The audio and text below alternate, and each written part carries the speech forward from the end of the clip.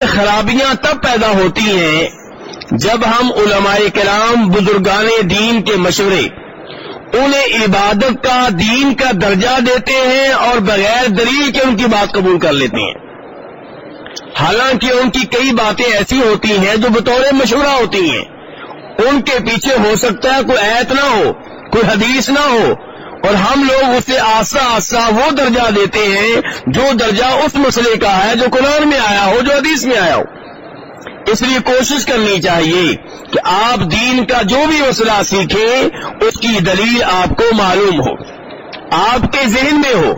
اگر آج فوری طور پہ آپ نہیں بتا سکتے تو آپ کو پتا ہو کہ یہ دلیل فلاں کتاب کے فلاں صفحے پہ لکھی ہے، جب مجھ سے کوئی پوچھے گا تو میں بتا سکتا ہوں۔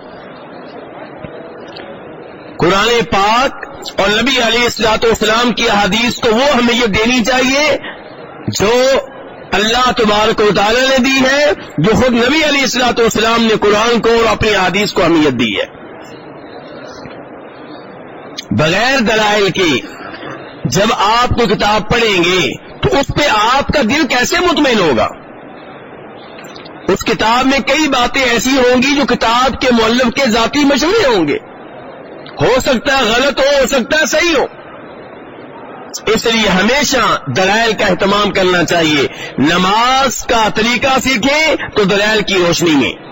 اگر آپ رفع الیدین کرتے ہیں رکوع میں جاتے ہوئے، رکوع سے اٹھتے ہوئے، آپ کو پتا ہو کہ میں کیوں کرتا ہوں، کون سی احادیث میرے پیش نظر ہیں، اور اگر میں نہیں کرتا تو کیوں نہیں کرتا، کون سی احادیث ہے میرے پاس، اور اگر میں نہیں کرتا تو وہ جو احادیث ہیں جن میں آیا کہ رفع الیدین کرنا چاہیے ان کے بارے میں میری نگاہ میں کیا حکم ہے، ان کی کیا حیثیت ہے۔